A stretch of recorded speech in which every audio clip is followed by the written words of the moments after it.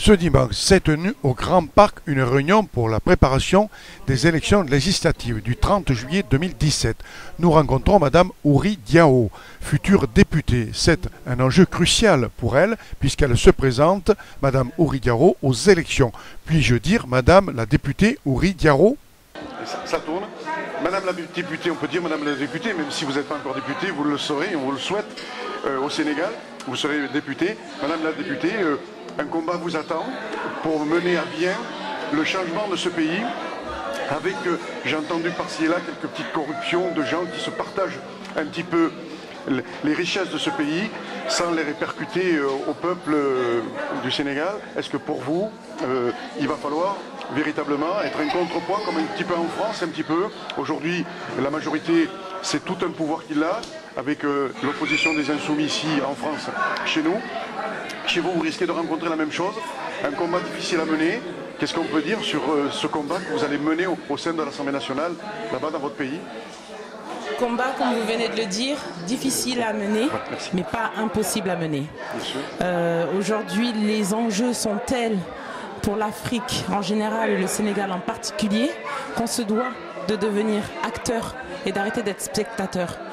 Il faut dénoncer, mais il ne suffit pas de dénoncer. Il faut aussi faire des propositions qui vont dans le sens de l'amélioration des conditions de vie des concitoyens du Sénégal et de la diaspora aussi. Tout à l'heure, je disais à Sonko, Ibrahima Sonko, voilà, que justement, il fallait qu'il ramène un petit peu dans l'opposition les députés qui sont dans l'opposition vers eux pour pouvoir véritablement faire un contre-pouvoir. C'est un petit peu ce que vous allez peut-être essayer de faire dans l'opposition, de dire venez vers nous, mettons ce pays au service de nos concitoyens. C'est ce que vous allez essayer, le message que vous allez essayer de porter auprès de vos collaborateurs députés. Exactement, c'est-à-dire qu'aujourd'hui je pense que les enjeux du Sénégal sont au-delà de tout ce qui est clivage partisan. Il faut s'entendre, faire preuve de consensus. Ce sont des problématiques universelles. Ce sont malheureusement des problématiques universelles qu'on rencontre en Afrique. C'est le manque d'eau, le manque d'éducation, le manque de structures de santé. C'est des problématiques qui touchent tout le monde, donc tous les partis sont concernés. Mais maintenant, le fait d'être concerné et le fait de vouloir les porter et régir ces problématiques sont deux choses tout à fait différentes. Et il faut faire preuve d'abnégation. Il faut se mettre au service d'eux. La politique, c'est de la gestion de cité. C'est se mettre au service des autres et non pas se servir. Vous avez un enjeu là de véritablement arriver à quelque chose pour que des prochaines élections qui viendraient se représenter, les gens ont pu voir votre travail et vous pourront vous refaire confiance éventuellement pour les années à venir, parce que c'est un combat de longue haleine que vous allez mener. Tout à fait. C'est un combat de longue haleine et je pense qu'il faut aussi rassurer les populations et leur redonner confiance en la politique.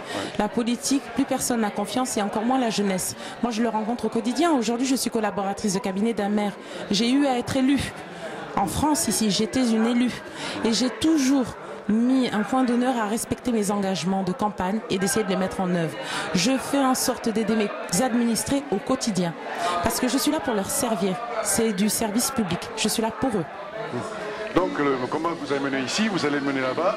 Mais est-ce qu'il est plus difficile ici que là-bas ou c'est à peu près pareil? Comment ça se présente pour vous? Je ne pense pas que ça se mesure dans la difficulté, mais ça se mesure peut-être dans la grandeur des problématiques et des enjeux. L'Afrique doit s'en sortir par elle-même. L'Afrique doit s'en sortir par les fils et les filles de l'Afrique. Avec le soutien, bien évidemment, de toutes les nations. Parce que c'est le concert des nations qui doit régir l'Afrique de demain. Mais aujourd'hui, le combat, je ne le trouve pas plus difficile en France que pour les Sénégal. C'est juste une histoire d'enjeux et de curseurs finalement. Les enjeux ne sont pas les mêmes. À Roissy-en-Brie, la ville où je suis aujourd'hui, par exemple, nous c'était au niveau des sports, les gens réclamaient un terrain de football synthétique. Mais aujourd'hui au Sénégal, on va me demander un accès à l'eau potable, un accès à l'électricité. Nous sommes sur des besoins physiologiques. Sur lesquels nous ne répondons pas aujourd'hui au Sénégal, c'est-à-dire manger correctement, boire de l'eau potable. Comment se fait-il que les richesses de ce pays ne sont pas véritablement partagées pour les concitoyens du Sénégal et que comme Total se prend une grosse partie de ces richesses et redistribue des miettes à ce pays et que ce gouvernement n'arrive pas véritablement à partager les richesses de ce pays? Est-ce que ce combat, vous allez le mener pour récupérer ces richesses et les redistribuer à vos concitoyens? C'est là où le bas blesse et c'est là où je vous dis, je m'élève, je m'insurge et je dénonce. Ce n'est pas normal. Et Total est une grande structure française. Nous avons des valeurs en France. Nous respectons les institutions en France. Total se doit de faire la même chose dans tous les pays où ils sont aujourd'hui en activité. La rigueur qu'on s'impose ici en France, ça doit être la même rigueur pour les Africains. Ce ne sont pas des administrés, des citoyens de seconde zone. Ils doivent avoir le même respect et ils ont droit à la même considération que nous, Français, ici. Faut-il que, tristement, les gens qui pillent ce pays puissent arriver à se révolter pour que ça s'est fait dans des pays Total a véritablement mis un petit coup de pouce parce qu'il y a eu des protestations. Est-ce que tristement il faut que l'Afrique se réveille, d'ailleurs le mot est bien choisi, que l'Afrique se réveille pour que véritablement que les richesses de ce pays ne partent pas à des privilégiés et que les Africains n'en profitent pas? L'Afrique est réveillée. Croyez-moi, l'Afrique est réveillée. Les Africains sont réveillés. La diaspora africaine est réveillée. Néanmoins, l'Afrique est bâillonnée. Elle est là la différence, monsieur. L'Afrique est bâillonnée. Par qui? Elle est bâillonnée par les institutions, par les systèmes. Et il faut les dénoncer, les mettre à nu. Ce n'est pas normal. Ce n'est pas normal. Est-ce que la France soutient ce système, tristement, ou est-ce que vous sentez que la France est derrière pour ses intérêts personnels, soutenir ce système, pour en accaparer les richesses de ce pays? Est-ce que la France n'a pas une part de responsabilité? J'ose espérer que non.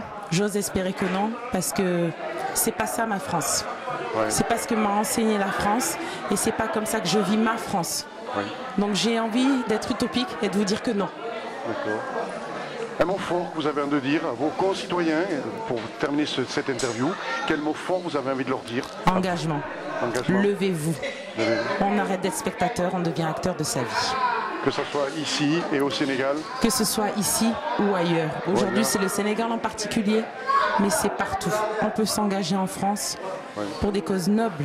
On peut s'engager au Sénégal pour toute une autre cause. Mais il faut s'engager.